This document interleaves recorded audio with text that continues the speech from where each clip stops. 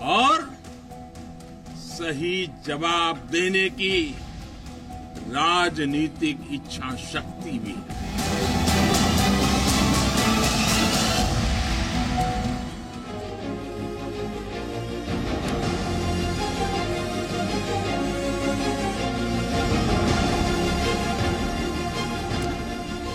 नमस्कार, मैं हूं आपके साथ विशाल कालरा। ताल ठोक के बड़ी बहस में आपका स्वागत है। और सबसे पहले जी न्यूज के दर्शकों को दीपावली की शुभकामनाएं। आज आप सुरक्षित दिवाली मना रहे हैं क्योंकि देश की सीमाएं महफूज हैं। प्रधानमंत्री मोदी लगातार 7वीं बार अपनी दिवाली सैनिकों के बीच मनाई और इस बार राजस्थान के जैसलमेर लोंगेवाला में ये दिवाली।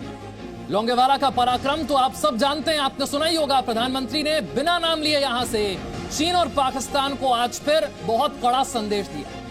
प्रधानमंत्री ने क्या कहा ये आपको सुनवाएंगे, लेकिन सैनिकों के बीच दिवाली मनाना क्या फोटो अपॉर्चुनिटी?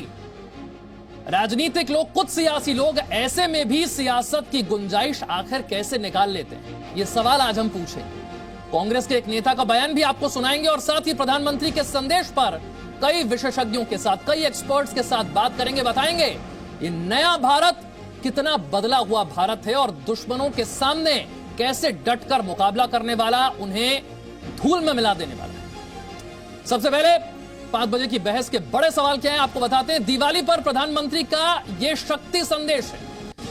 यह शक्ति संदेश पूरी दुनिया के लिए और खासतौर से दुश्मनों के लिए। और अब की बार क्या विस्तारवाद पर होगा अंतिम प्रहार? लोंगेवाला से पाकिस्तान को क्या एक बार फिर मिलने वाला है सबक? याद कीजिए 1971, एक बार फिर आज प्रधानमंत्री का संदेश वही था। और मोदी का संदेश, सामर्थ्य से ही सुरक्षित होगा देश। जो देश सामर्थ्यवान है वही सुरक्षित है। सक्षम भारत से ही दोनों दुश्मन होंगे सरेंडर। सक्षम भारत का अर्थ क्या है ये आपको समझाएंगे प्रधानमंत्री की बात के जरिए। आपको बताएंगे सक्षम भारत, सामर्थ्यवान भारत का संकल्प आज कैसे आगे बढ़ा है। कौन कौन से खास मेहमान हमारे साथ जुड़ रहे हैं, सबसे पहले आपको उनका परिचय करवा देते हैं। भारतीय जनता पार्टी से शाहनवाज हुसैन हमारे साथ हैं, वरिष्ठ पत्रकार आलोक मेहता हमारे साथ जुड़ रहे हैं, राजनीतिक विश्लेषक तहसीन पूनावाला हैं हमारे साथ, कश्मीरी एक्टिविस्ट इफ्तिखार निस्गर हैं और मेजर जनरल एसपी सिन्हा रक्षा विशेषज्ञ के तौर पर हमारे साथ जुड़ रहे हैं। सबसे पहले पूर्व सेना प्रमुख जनरल जे सिंह।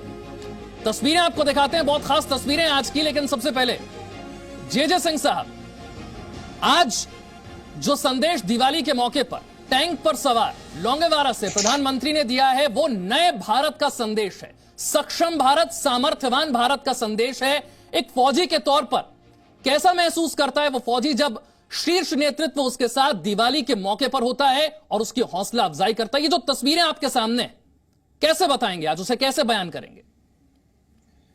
देखिए, मेरे हिसाब से इससे बड़ा मोरल बूस्टिंग एक्शन कोई किसी देश का प्राइम मिनिस्टर नहीं ले सकता था। वो उस स्थान पे पहुंचे हैं जहां पर कि हमने पाकिस्तान के दांत खट्टे किए और उनको हमेशा याद रहेगा कि उन्होंने लोंगेवाला को कैप्चर करने के लिए एक षड्यंत्र बनाया, लेकिन वो विफल रहा और उनके तकरीबन एक रेजिमेंट पूरी राइट ऑफ हो गई, मतलब नष्ट हो गई। और हमारे आर्मी के एक कंपनी कमांडर ने वो नुकसान पहुंचाया, जिनका नाम था कुलदीप सिंह चांदपुरी, जिनको महावीर चक्र मिला। और उनके साथ मैं बताना चाहता हूं कि हमारी वायुसेना ने भी बहुत काबिल तारीफ काम किया और पाकिस्तानियों की धज्जियां उड़ा दी। तो कहने का यह मकसद है कि प्रधानमंत्री का वहां जाना एक मैसेज देता है पाकिस्तान को कि आपने अगर फिर से कोई गलत काम किया या मिस एडवेंचर करने की कोशिश की, जैसे कारगिल में आपको महंगी पड़ी, उसी तरह से 1971 में भी पड़ी, 65 में भी पड़ी, तो अब भी और ज्यादा बुरी तरह से आप मार खाएंगे। इसलिए उनको चेतावनी देने के लिए प्रधानमंत्री का ये जाना बहुत जरूरी रहा है। और आप ये मानेंगे कल जो पाकिस्तान ने देखा, पोस्ट तबाह, बंकर तबाह, कई सैनिक ढेर, वो ट्रेलर था। आज प्रधानमंत्री ने टैंक पर सवार होकर जो दिखाया वो बताया है चेतावनी है भविष्य की। जी बिल्कुल सही है। और इसके साथ साथ संदेशा जो है दूसरे देशों में भी जाता है कि हमारे देश की लीडरशिप आगे से लीड करती है, ना कि दिल्ली में बैठ के या उनके अपने देश के कैपिटल्स में बैठ के फौजों को हुक्म देना। ये जो है मनोबल जो बढ़ाना है फौज का, वो अच्छे लीडर जो हैं, माने हुए ऐतिहासिक लीडर जो थे, वो सब लीडिंग फ्रॉम द फ्रंट, हमारे स्क्रिप्चर्स, हमारी जो महाभारत और हमारे सिखों के, मराठों के जो भी लिटरेचर लिखा गया है, उसमें हमारे लीडर्स जो हैं सारे आगे से लीड कर रहे थे और अपना नमूना दे रहे थे, पर्सनल एग्जाम्पल। तो इसलिए प्रधानमंत्री गए हैं। उन दूसरे देशों के लोग भी सोचते होंगे कि चीन के प्रेसिडेंट क्यों नहीं आए, पाकिस्तान का प्राइम मिनिस्टर क्यों नहीं सरहद पे आया। तो इसलिए कहने का यही मतलब है कि ये लोगों को इशारा मिल गया है कि हिंदुस्तान कभी भी बर्दाश्त नहीं करेगा कि हमारी धरती पर कोई एक कदम रखे। ठीक है शाहनवाज हुसैन साहब, जो बात जे सिंह ने कही कि जितने भी महान नेता हुए हैं सब में खासियत रही है leading from the front, example set करते हैं। आज प्रधानमंत्री ने जो बताया, हर बार की दिवाली वैसे तो उनकी जवानों के बीच होती है, लेकिन पिछली दिवाली से इस दिवाली बहुत कुछ बदल गया। दुनिया कट्टरता का सामना कर रही है। कट्टरता का जहर क्या है वो समझा दुनिया ने, विस्तारवाद को समझा, आतंकवाद के खिलाफ एक साथ आई। इसलिए आज जो संदेश दिवाली के मौके पर गया है वो नए भारत, बदले हुए भारत का संदेश है। देखिए, सबसे पहले तो मैं दिवाली की शुभकामना देता हूं, सैनिकों को भी देता हूं और पूरे देश के लोगों को देता हूं। और आज की दिवाली इसलिए भी खास है कि कल हमारे सैनिकों ने पाकिस्तान को बता दिया था कि दिवाली में अगर छेड़ोगे तो छोड़ेंगे नहीं। और आज देश के प्रधानमंत्री जब सैनिकों के साथ खड़े थे तो पूरा देश एक साथ एकजुट होकर सैनिकों के साथ खड़ा है। देश के प्रधानमंत्री ने कहा एक दिया सैनिकों के लिए भी जलाना है। वो सैनिक जो अपना परिवार, घर द्वार छोड़कर बॉर्डर पर खड़े रहते हैं हम लोगों की रक्षा के लिए, आज उनके बीच में जब देश के प्रधान सेवक, प्रधानमंत्री, हमारे कमांडर इन चीफ वहां पर जब उनके बीच में होते हैं, उनको ये मानकर उनको बहुत गर्व होता है कि हमारे देश के प्रधानमंत्री आए, यानी 130 करोड़ लोगों के रिप्रेजेंटेटिव आए। तो उनका वहां जाना, और प्रधानमंत्री जी का परिवार पूरा देश है। प्रधानमंत्री पूरे देश को अपना परिवार मानते हैं, लेकिन सबसे पहला परिवार सैनिक परिवार है। हर बार वो बॉर्डर पे गए हैं, दीपावली हर बार वो सैनिकों के साथ ही मनाते हैं, चाहे वो पंजाब का बॉर्डर हो, जम्मू कश्मीर का बॉर्डर हो, हिमाचल का बॉर्डर हो। और आज जिस जगह गए, मैंने जनरल जे सिंह साहब ने सही कहा, वो जगह इतनी महत्वपूर्ण है कि हमने वहां पाकिस्तान को हमारे सैनिकों ने सबक सिखाया था। तो आज प्रधानमंत्री का हम सब अभिनंदन करते हैं कि उन्होंने आज देश के सैनिकों का भी दिल जीता है और देश के लोगों का भी कॉन्फिडेंस जीता है। और प्रधानमंत्री ने जो बात वहां से कही है, उस बात को सुनकर पाकिस्तान और चाइना को संदेश गया है कि एक ऐसा प्रधानमंत्री है जो सेना के बीच में रहता है और जवाब देना आता है उसको। और जो बात प्रधानमंत्री ने कही कि विस्तारवादी जो नीति है, जिस नीति पर जो लोग चलते हैं, उनको कड़ा संदेश है कि भारत अब वो भारत नहीं है कि वो चुप बैठने वाला, बल्कि वो करारा जवाब देने वाला है। तो प्रधानमंत्री आज वहां गए, बिल्कुल हम सब उनका बहुत अभिनंदन करते हैं। आप तो अभिनंदन कर रहे हैं, लेकिन कुछ नेता हैं जो राजनीति करने से बाज नहीं आ रहे हैं। मैं पहले जरा उनकी बात आपको सुनवाता हूं, तारिक अनवर की बात, फिर मैं तहसीन से इसका जवाब लूंगा। पहले जरा सुनते हैं तारिक अनवर ने क्या कहा। प्रधानमंत्री का जो उद्देश्य होता है वो सिर्फ नुमाइश होता है और वो उसका राजनीतिक लाभ उठाने की कोशिश करते हैं। जवानों को अगर सही मानों में उनके साथ सेलिब्रेट करना था या उनके लिए सोचना था, वो ऐसा कोई व्यवस्था करते जिससे उनको और उनके परिवार को लाभ मिलता, तो वो ज्यादा बेहतर होता। तहसीन, कम से कम आज के दिन मुझे लगता है राजनीति ना होती तो अच्छा होता, लेकिन फिर भी आपने तारिक अनवर को सुना, ये तो एक नुमाइश है, राजनीतिक फायदा लेने की कोशिश है और कुछ नहीं। अव्वल तो मैं आपको, जी न्यूज के सभी दर्शकों को, जितने भी पैनलिस्ट है, सुधीर भाई को, सिद्धि भाई को दिवाली की ढेर सारी शुभकामनाएं देता हूं। माननीय वजीर आजम, प्रधानमंत्री को, सैनिकों को और देश के सभी लोगों को शुभकामनाएं देता हूं।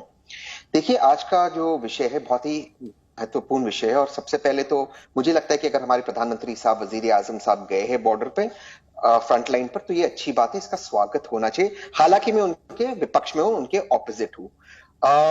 ये पहले प्रधानमंत्री नहीं है जो फ्रंट लाइन पे गए। हाँ, ये जरूर है कि दिवाली और सैनिकों के साथ मनाते। जवाहरलाल नेहरू से लेके इंदिरा जी से लेकर राजीव जी, मनमोहन सिंह जी, वाजपेयी जी, सभी लोगों ने सैनिकों के साथ फ्रंट लाइन पर काफी समय बिताया, लेकिन प्रधानमंत्री जी हर दिवाली मनाते हैं, ये अच्छी बात है। तीसरी चीज, शाहनवाज भाई को करेक्ट कर दो, हमारे कमांडर इन चीफ राष्ट्रपति होते, प्रधानमंत्री नहीं होते। एक टेक्निकल करेक्शन करना जरूरी है, सब कुछ नरेंद्र मोदी जी नहीं होते। प्रधानमंत्री हमारी सेना का बल और मनोबल बढ़ा रहे, इसकी अच्छी बात है। लेकिन मेरी दो ही बात आपसे करते मैं अपनी बात समाप्त करना चाहता हूं। जब पुलवामा का वो घटना घटी 14 फरवरी को, मैं जी न्यूज के साथ उस दिन शूटिंग कर रहा था। प्रधानमंत्री जी ने अपनी शूटिंग बनने की, वो शूटिंग उनकी चालू थी। दूसरी बात, जब चाइना में ईस्टर्न लद्दाख में चाइना ने घुसपैठ किया, 18 रिपोर्टें Indian Tibetan border police force ने होम मिनिस्ट्री को भेजी और 19 सैटेलाइट इमेजेस अजीत डोवल को गए एनटीआरओ द्वारा। उसके बावजूद जो चाइना स्टडी ग्रुप है वो सिर्फ 18 मई को गया, जबकि डीएनए की रिपोर्ट है 1 मई के अंदर कि इनकी घुसपैठ शुरू हो गई थी। इसके कारण पहली बार 40 वर्षों से अधिक में 20 सैनिक हमारे शहीद हुए। प्रधानमंत्री जी को सैनिकों का और भी ध्यान रखना चाहिए, ऐसी मैं अपेक्षा और उम्मीद प्रधानमंत्री से करता हूं, क्योंकि उनके लापरवाही में इतनी जो घटनाएं हुई, जो उनकी तहसीन, ये पिछले कई दिनों से आप इस चीज को रिपीट कर रहे हैं। मुझे लगता है जवाब बेहतर शाहनवाजी देंगे। पहले जरा प्रधानमंत्री की बात सुनवा देते हैं। शाहनवाजी, मैं जानता हूं आप जवाब देना चाहते हैं इस पर, मैं आपको पूरा मौका दूंगा। लेकिन आज जैसलमेर में जवानों के बीच प्रधानमंत्री ने क्या बड़ी बातें कही, पहले आपको सुनवा देते हैं, फिर चर्चा को आगे बढ़ाएंगे। आज पूरा विश्व विस्तारवादी ताकतों से परेशान है।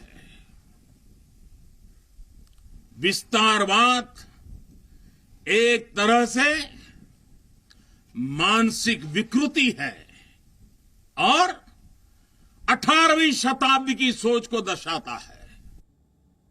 एसपी सिन्हा साहब, आज के मौके पर राजनीति करना, यह कहना कि प्रधानमंत्री का जवानों के बीच जाना यह सिर्फ एक नुमाइश है, राजनीतिक फायदा उठाने की कोशिश है। आप तो तस्वीरें देख रहे थे दोनों, अब से कुछ देर पहले 1971 बैटल ऑफ लोंगेवाला, जिस तरीके से हमारे सैनिकों ने पाकिस्तान को धूल चटाने के बाद टैंक पर जश्न मनाया था, आज ये तस्वीरें देखकर आपको भी वो समय याद आ रहा होगा। एकदम। देखिए, ऐसा है कि इनको पेट में दर्द इसलिए होता है क्योंकि मोदी जी बहुत ही सच्चे मन से हर एक दिवाली में 2014 से हर एक दिवाली वो ट्रुप्स के साथ मना रहे हैं। तो मोदी जी की लोकप्रियता सेना में बहुत बढ़ती जा रही है। सेना को विश्वास है कि मोदी जी ही उसको इतना सक्षम और मजबूत कर सकते हैं कि राष्ट्र को पूरी तरह से सक्षम और दुश्मनों को परास्त करने में उनको काफ़ी मदद मिलेगा। ऑपरेशनल फ्रीडम किसने दिया? मॉडर्नाइजेशन किसने किया? 10 साल रफाल की प्रतिक्रिया चल रही थी, सप्लाई ऑर्डर क्यों नहीं प्लेस हुआ, जबकि रफाल को L1 घोषित कर दिया गया था? क्यों नहीं हुआ? इसका उत्तर कोई दे। मैं जानता हूं क्यों नहीं और सप्लाई ऑर्डर प्लेस हुआ, लेकिन मैं टीवी पे नहीं बोलना चाहता। दूसरी बात जो मैं कहना चाहता हूं कि जितना ऑपरेशनल फ्रीडम मोदी जी ने दिया, जितना विश्वास डाला, जिस तरह से मॉडर्नाइज, मैं बताना चाहता हूं अभी सबमरीन हिंदुस्तान के आत्मनिर्भर भारत के परिप्रेक्ष्य में हिंदुस्तान में सबमरीन बन रहा है। पहले कभी बना? हमारी 13 सबमरीन हैं, वो डीजल ऑपरेटेड हैं, वो उतनी अच्छी नहीं है। तो जिस तरह से सबमरीन बनेगा आज इंडियन ओशन रीजन में, जितना थ्रेट है, थ्रेट परसेप्शन का विश्लेषण कीजिए, तो जरूरी है कि हमारी सबमरीन की संख्या बढ़े। आज आत्मनिर्भर भारत के तहत क्या क्या नहीं हो रहा है। महिंद्रा कितना अच्छा काम कर रहे हैं, टाटा कितना काम अच्छा कर रहे हैं, L&T ने गन बनाया है, ये सब पहले क्यों नहीं हुआ? सवाल ये पैदा होता है कि हर एक बिंदु पे यदि राजनीति खेली जाए, यदि पीओके स्ट्राइक पे सबूत मांगा जाए, बालाकोट स्ट्राइक पे ये कहा जाए कि खाली पेड़ गिरे थे और कौवे मरे थे, तो ये आप किसको सपोर्ट कर रहे हैं?